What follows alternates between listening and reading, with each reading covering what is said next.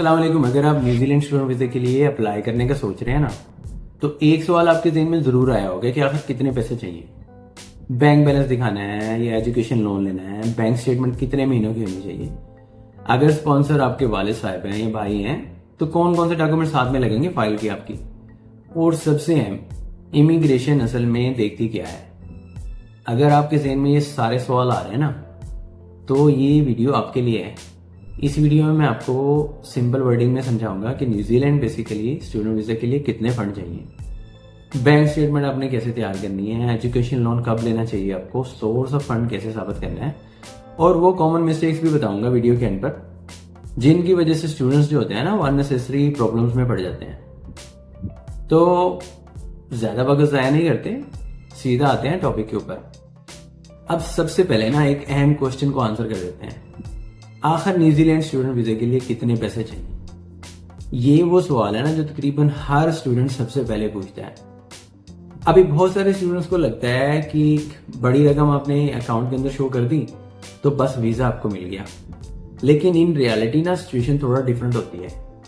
Immigration सिर्फ ये नहीं देखती कि आपके अकाउंट में कितने पैसे हैं, वो ये भी देखती है कि आप अपनी पूरी ट्यूशन फीस पे कर सकते हो। इसके अलावा आपके जो न्यूजीलैंड में लिविंग एक्सपेंसेस हैं वो भी पे कर सकते हो। तो आप तो आमतौर पर ना इन्हीं दो चीज़ों के प्रूफ प्रोवाइड करने होते हैं। पहले नंबर पर आपकी ट्यूशन फीस, यानी जितनी फीस आपकी कॉलेज या यूनिवर्सिटी ने ऑफर लेटर के ऊपर आपकी मेंशन की है, और दूसरे नंबर पर ना आपकी लिविंग एक्सपेंसेस, जो जिसमें आपकी अकोमोडेशन आ गया, ट्रांसपोर्ट आ गया और दूसरे एक्सपेंसेस आ गए। तो इसे एक आसान जबान में, आसान एग्जाम्पल में समझ लेते हैं।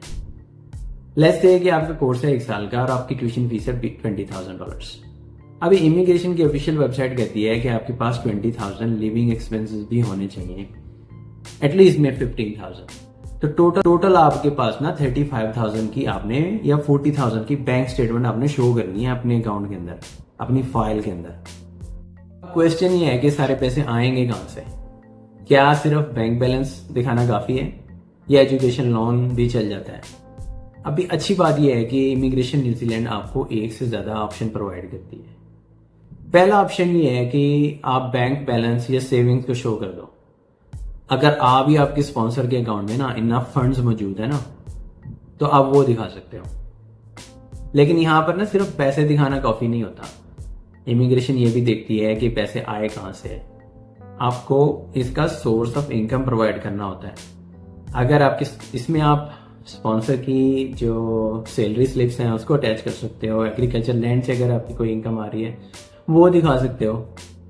इसके बाद अगर आपने कुछ दिन पहले ही अचानक से अपने अकाउंट के अंदर बड़ी अमाउंट डाली है और स्टेटमेंट के लिए ऑब्वियसली, तो आपको इसका प्रूफ प्रोवाइड करना है कि ये पैसा आया कहां से है। जैसे कि आप कह सकते हो कि मैंने कोई प्रॉपर्टी सेल की थी तो उसका सेल लेटर आप साथ में लगाएं, या फिर किसी ने आपको गिफ्ट किया था तो उसकी तरफ से स्टैट्यूटरी डिक्लेरेशन लगा दें आप। तो ये इसको अपने सोर्स ऑफ इनकम को अच्छे से कवर्ड करना है।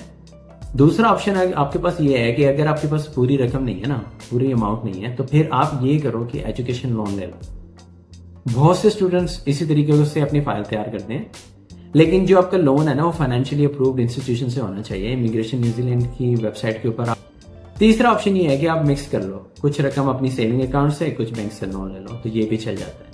लेकिन डॉक्यूमेंट्स आपको प्रोवाइड करने होते हैं।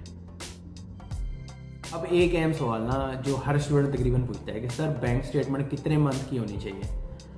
तो सिंपल आंसर ये है कि 3 महीने तक की बैंक स्टेटमेंट चल जाती है। 6 मंथ की अगर आपके पास है तो आइडियली बहुत बेस्ट है आपके लिए। ठीक है, अब बात कर लेते हैं कि स्टेटमेंट के अंदर ना जो आपका सोर्स की हिस्ट्री, फंड्स की हिस्ट्री है ना, वो क्लियर होनी चाहिए। अगर केस ऑफिसर को थोड़ा सा भी डाउट आ रहा है, वो जस्टिफाई नहीं कर पा रहा कि आपके अकाउंट के अंदर इतनी अमाउंट मौजूद है लेकिन इसका सोर्स उसको समझ नहीं आ रहा ना, तो फिर आपके लिए प्रॉब्लम है, चाहे जितने मंथ की भी आपकी स्टेटमेंट है। तो यहीं से गड़बड़ शुरू हो जाएगी आपकी। तो कोशिश करें जो आपका सोर्स है ना वो क्लियर हो, आप खुद उसको जस्टिफाई कर सकेंगे, यार ये अमाउंट आई है मेरे अकाउंट के अंदर और यहाँ से आई है। अभी कौन कौन से सोर्स हो सकते हैं इसके लिए? सबसे जो स्ट्रॉन्ग सोर्स है ना आपका, सैलरी स्लिप्स हो सकती है। ठीक है, अगर आपकी सैलरी स्लिप्स इसको फुल्ली तौर पर कवर्ड कर रही है कि इतनी अमाउंट बन सकती है आपकी, वेल एंड गुड। नहीं तो फिर कुछ हो गया आपकी सैलरी स्लिप्स के साथ, बाकी आपका बिजनेस से आ रही है इनकम, ठीक है, उसके साथ आपके बिजनेस डॉक्यूमेंट साथ में लगेंगे। तीसरा, उससे भी पूरा नहीं कर पा रही तो साथ में आपकी कोई रेंटल प्रॉपर्टी है, वहां से आपकी जितनी इनकम आ रही है वो साथ में लगेगी। फिर उससे भी जस्टिफाई नहीं कर पा रहे तो साथ में आपकी फिर क्या, प्रॉपर्टी सेल, या फिर आपने कोई एग्रीकल्चर लैंड सेल की है उसकी अपने लेटर्स या फिर सेल्स एग्रीमेंट वो साथ में ऐड करेंगे। फिर अगर आपने कोई इन्वेस्टमेंट की हुई है वहाँ से इनकम आ रही है वो शो करेंगे। एजुकेशन लोन को साथ में अटैच कर सकते हैं। जितना आप क्लियर कर सकते हो इस चीज़ को क्लियर करो। अब एक अहम सवाल ना जो बहुत ज़्यादा पूछा जाता है, अगर पैसे मेरे अकाउंट में नहीं है तो क्या होगा। इमेजिन करें आपके मम एंड डैड आपको फाइनेंशियली तौर पर सपोर्ट करते हैं, क्या आप इनकी बैंक स्टेटमेंट यूज़ कर सकते हो? जी हाँ, कर सकते हो। लेकिन यहाँ पर सिर्फ बैंक स्टेटमेंट देना काफ़ी नहीं है, आपको ये भी दिखाना होगा वो वाकई आपकी पढ़ाई का खर्चा उठा रहे हैं और इनके पास इतनी फाइनेंशियल कैपेबिलिटीज़ हैं कि वो आपको सपोर्ट कर सकते हैं। अभी मोस्टली क्या होता है, आपका मम एंड डैड अगर स्पॉन्सर हैं तो उनकी बैंक स्टेटमेंट आपको देनी होती है, साथ में उनको जो सोर्स ऑफ इनकम है ना वो भी प्रोवाइड करना होता है। अगर वो जॉब करते हैं तो उनकी सैलरी स्लिप्स, एम्प्लॉयमेंट लेटर, अगर उनका कुछ और सोर्स ऑफ इनकम है जैसे बिजनेस से आ रही है तो बिजनेस से रिलेटेड जितने डॉक्यूमेंट्स होंगे वो साथ में लगेंगे। एग्रीकल्चर लैंड से आ रही है तो वो सारे आपके डॉक्यूमेंट साथ में लगेंगे। उनकी तरफ से आप एक स्पॉन्सर लेटर प्रोवाइड करोगे। इसके अलावा आप रिलेशन को प्रूव करोगे, अपना FRC दोगे, फैमिली ट्री प्रोवाइड करोगे। तो जितना आप इस चीज को क्लियर कर सकते हो करो, उतना आपके लिए अच्छा होगा।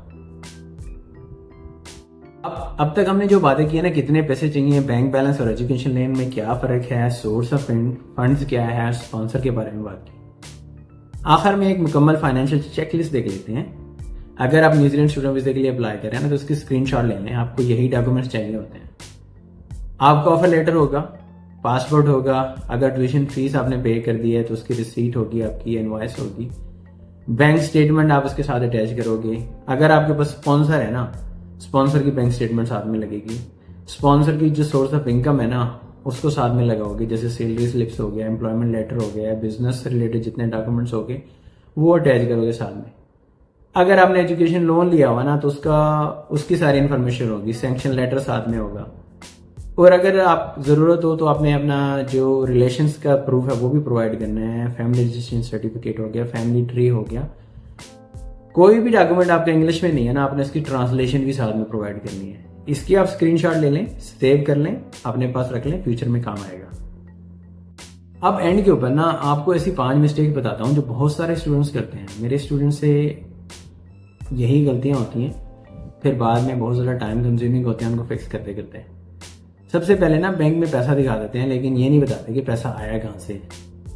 दूसरे नंबर पर ना अप्लाई से कुछ दिन पहले बहुत बड़ी अमाउंट डाल देते हैं बैंक स्टेटमेंट के अंदर और सोर्स ऑफ इनकम नहीं प्रोवाइड करते। तीसरे नंबर पर ना अगर अब मम एंड डैड स्पॉन्सर होता है तो उनकी जो सोर्स ऑफ इनकम होता है ना उसको भी नहीं बताते, क्लियर ही नहीं करते कि है क्या, कहाँ से उनके पास इनकम आ रही है, बस ये प्रोवाइड कर देते हैं कि वो सपोर्ट कर रहे हैं। चौथे नंबर पर ना फाइल जल्दी में जमा करवा देते हैं और ज़रूरी जो डॉक्यूमेंट्स होते हैं ना चेकलिस्ट उसको पूरा ही नहीं करते। और लास्ट के ऊपर ना जो सबसे बड़ी गलती होती है, रॉन्ग इन्फॉर्मेशन प्रोवाइड कर देते हैं, ऐसे साथ में डॉक्यूमेंट्स लगा देते हैं जो सही नहीं होते, फेक डॉक्यूमेंट्स लगा देते हैं।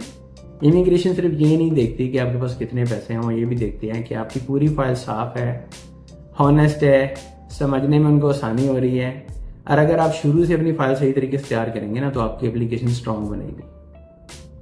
तो यही सब कुछ था आज की वीडियो में। होप करता हूँ कि आपको पसंद आई होगी।